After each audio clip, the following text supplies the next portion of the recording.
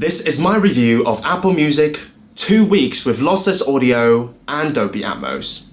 Let's get started. Now, remember the old days when 1080p was the gold standard of video resolutions, and then in 2011, theaters started projecting 4K content. And now in 2021, it has been 10 years since the introduction of 4K, and still, 4K is not quite as ubiquitous as we want it to be.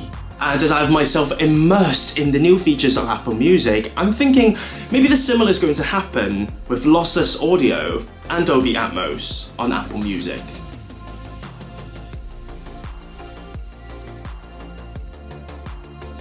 Hey there, this is Clem from Future Reference. With 2 new features going on with Apple Music, this is going to be a long video, but I am indeed doing something I've never done before on this channel. I've been thinking to myself, how am I going to have a fair judgment of what lossless audio and Dolby Atmos can add to the experience of Apple Music? First up, if we're talking about lossless audio, then the difficulty, of course, is that if I know that I'm streaming music with lossless audio, then the placebo effect would probably kick in. I would just assume I'm listening to the best sort of music in the world. So I've decided to take advantage of a limitation of lossless audio on Apple Music, that it is not available on every single track in the catalogue. And with that in mind, what I've done was a blindfolded test. I'll let Apple's personalized radio station for me suggest me songs that I like based on my past listening. And my job was to determine within 2 minutes of listening to a song whether the song was played with lossless audio or not. And no, we're not doing high-res lossless because I'm not an audiophile and I don't have a digital to analog converter. And to finish the setup, I have these, just the plain old AirPods that came with my iPhone 11 Pro Max. The reason why I'm using these is simple. Most people will not opt for buying a separate pair of headphones. They will just use whatever came with their phones. So by using these, my test will apply to the widest population possible. And the results are quite telling.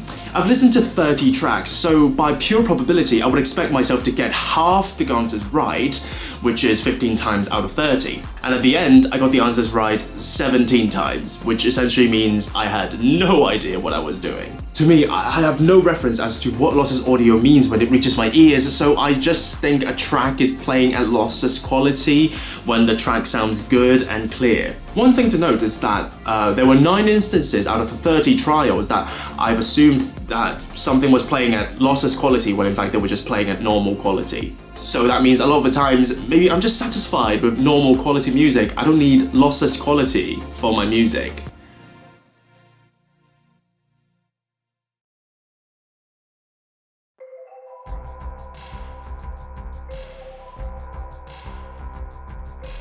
But this is not the end of the story. Spatial audio was also part of Apple's campaign, so for that I've done the exact same test with Apple Music, hence another 30 songs for me to determine.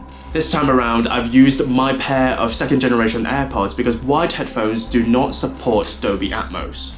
Now, things are looking a lot better for Dolby Atmos. I was able to do a lot better. I was able to determine correctly whether a song has Dolby Atmos or not 27 times out of 30. And how exactly did I do that?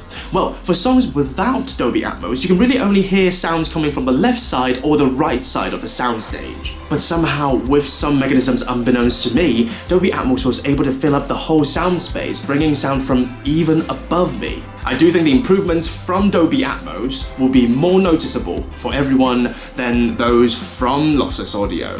For lossless audio, I literally have no idea what I'm looking for in the sound. But with Dolby Atmos, I can, and I hope you can as well, more accurately identify the separation of different vocals and instruments in the music.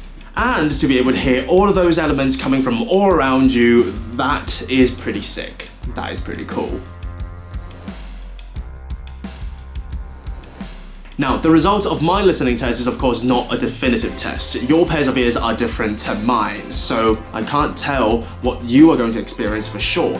But this listening test does make me think a lot about what lossless audio and Dolby Atmos are all about. If the test is any indication, music at normal quality is probably enough for most people, considering how most people are only using their default AirPods from the phone.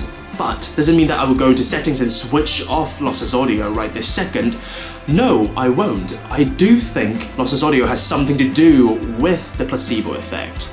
Even if I can't tell whether a song is lossless or not, I will go for the lossless version because it is objectively better. Same goes with 4K and 1080p. If you can rent a movie at 4K resolution at the same price point, of course you wouldn't go for the 1080p version. It just feels better to experience something that's objectively better. As for Dolby Atmos, I talked about being able to hear the separation of different vocals and instruments in the music. But does it mean that the music is better automatically? Well, that's where it gets tricky. I think it really depends on what the artists can do with Dolby Atmos. If you are Jacob Collier, then you're probably working with hundreds of stacked voices, then you do have a lot of options of how to layer different voices together coming from all parts of the room. But if you are Ed Sheeran, you have your own voice, you can dub it once or twice, and you have a guitar, then your options are still quite limited even with Dolby Atmos. And this is something that we can't really blame anyone. Not Apple, not Dolby, and definitely not the music artists.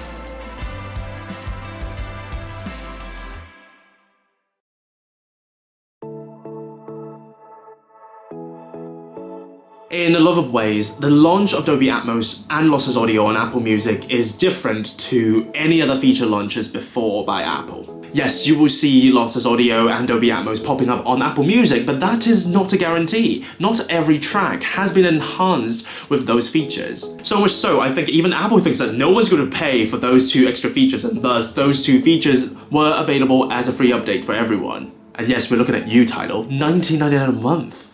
Get with the times. And you see, I'm pretty sure Apple deliberately launched lossless audio and Dolby Atmos at the same time. Lossless music is one of those things that people thought they wanted, but the end result, on the contrary, as supported by the results of my listening test, is quite disappointing. So, as non-audiophiles like me came to a realization that lossless audio is not really for everyone, we are still given something exciting, Dolby Atmos. And if you have a pair of AirPods Pro or AirPods Max, spatial audio with dynamic head tracking is coming this fall as well. With everything settled, what Apple needs to do now is wait.